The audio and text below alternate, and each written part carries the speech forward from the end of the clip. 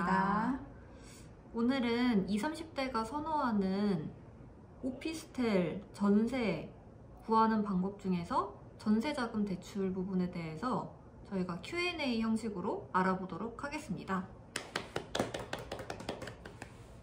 전세자금 대출에 대해서 궁금한 게 있다고 하는데 어떤 게 궁금한지 한번 알아보겠습니다. 네, 제가 20대 대표로 전세자금 대출에 대해서 궁금한 것에 대해서 전문가 분께 여쭤보도록 하겠습니다.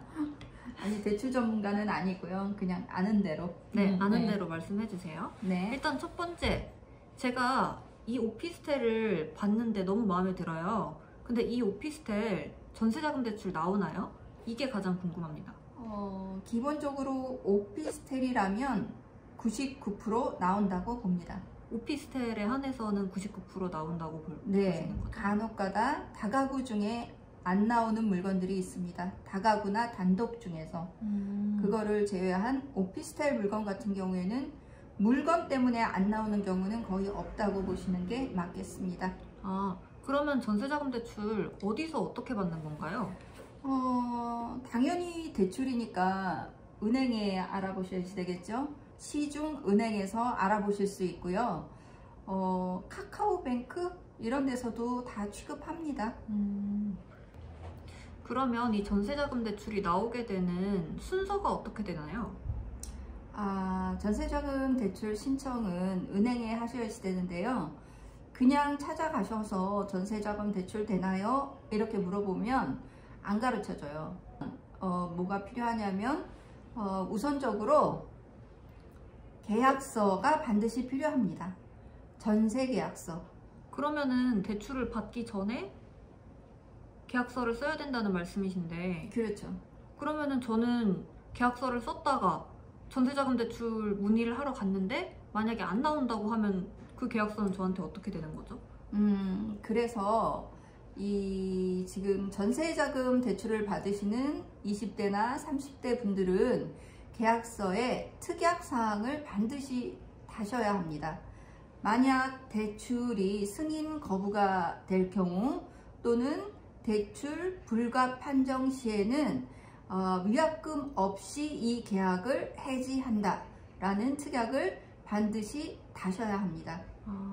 그럼 그런 거는 다 이제 공인중개사 측에서 알아서 해주시는 건가요? 아니면 제가 요청을 드려야 되는 건가요? 일단은 전세자금 대출이 나올지 안 나올지 불확실하기 때문에 먼저 요청하시는 게 좋을 것 같아요. 왜냐면 간혹가다 모르시는 분들도 있으시거든요. 그래서 이 계약을 진행할 때 임대인에게도 미리 말씀을 드려야지 돼요.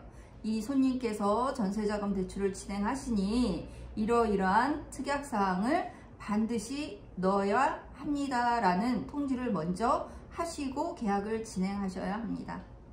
그러면 만약에 그 임대인분들 중에서 제가 전세자금 대출을 받아서 들어올 거라고 말씀드렸을 때 거부하시는 분들도 계신가요? 보통은 사실은 20대나 특히 20대가 돈이 없잖아요.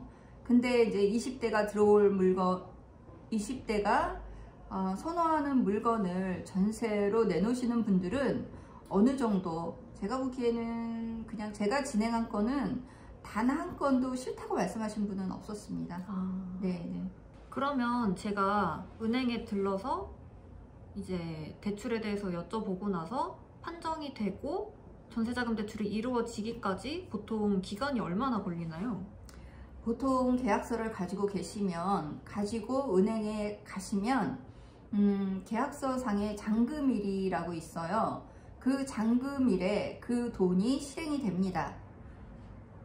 근데 만약에 은행에서 어떤 사유로 대출 실행이 불가할 시에는 제 경험상 일주일 안으로 통보가 옵니다. 안 된다고 통보가 오는 건가요? 그렇지 않은 경우에는 잔금일 날짜에 맞춰서 돈이 나온다 이 말씀이시죠? 그 계약서 상의 날짜는 그 대출을 신청하고 한 2주 정도까지는 2주 정도면 충분한 시간을 가지고 대출이 실행되는 걸로 알고 있습니다. 네. 그렇게 되면은 전세자금 대출의 금리는 보통 몇 % 정도 될까요? 올해 제가 진행해 본 것 중에서 가장 쌌던 금리는 1.2에서 3%, 그 다음에 은행에 따라서 1.6%짜리도 있고 1.8%짜리도 있고, 요거는 은행에 따라서 조금씩, 또 내지는 임차인의 뭐 신용이나 뭐 어떤 상황에 따라서 조금씩 조절이 된다고 알고 있습니다. 그러면 이 오피스텔 물건을 제가 월세로 들어가는 것보다 전세자금 대출로 들어가서 이자를 내는 게 훨씬 저한테는 이득인 건가요? 그렇죠. 보통 지금 이제 우리 원룸 기준으로 월세가 한 45만 원 정도라고 생각을 하시면, 그러면 은행에 내는 돈이 한 12만 원에서 15만 원 사이, 그러니까 훨씬 저렴해지는 거죠. 그러면 전세자금 대출은 최대 얼마까지 나오나요? 지금 이제 20, 30대가 받을 수 있는 전세자금 종류는 이제 여러 가지가 있는데, 가장 선호하는 아까 말씀드렸던 1%대의 그런 전세자금 대출은 종류가 두 가지가 있는데요. 일단 중소기업청 대출하고, 두 번째는 청년 전세자금 대출. 이 두 가지는 나라에서 지원하는 대출금입니다.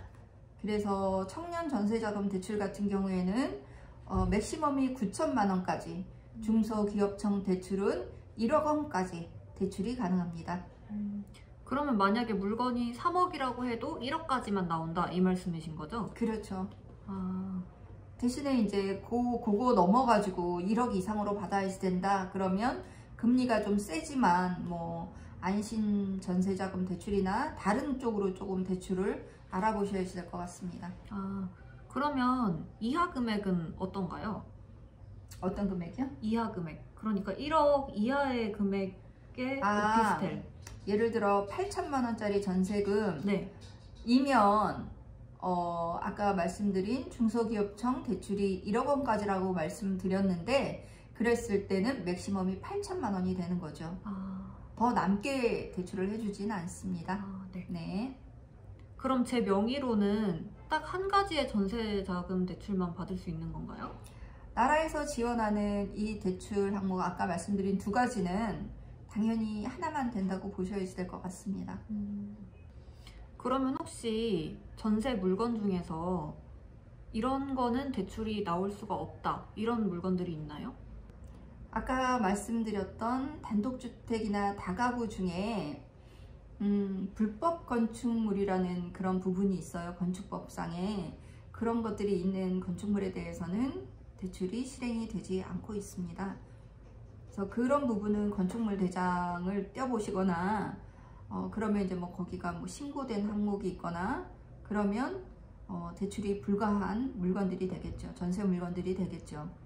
그러면 건축물 대장 떼는 방법 이런 거는 다음 편에서 알려주시겠죠, 당연히? 네. 전세 계약이든 어떤 계약을 할 때 가장 중요하게 체크해야 되는 서류들이 몇 가지 있는데요. 그 서류들에 대해서는 다음번에 말씀드리도록 하겠습니다. 네. 그러면 또 한 가지 질문이 있는데요. 알아볼 때, 전세를 알아볼 때 팁이 있다면, 그리고 어떤 물건은 걸러야 하고 어떤 물건은 잡아야 한다, 이런 게 있다면 어떤 게 있을까요? 지금 이 상황에서는 예를 들어 매매 가격이 1억 원인 오피스텔이 전세로는 1억 1천에 거래가 되고 있습니다. 그랬을 때는 충분히 그 리스크가 얼만큼의 리스크인지 충분히 좀 생각해 보시고, 뭐 임대인의 뭐 신뢰성 내지는 공인중개사의 어떤 책임을 어느 정도까지 져줄 것인지, 그런 것들에 대해서 좀 짚어보고 계약을 하시는 게 맞을 것 같습니다. 네, 그럼 다음 편에서는 어떤 거 컴퓨터로 보여주실 거죠?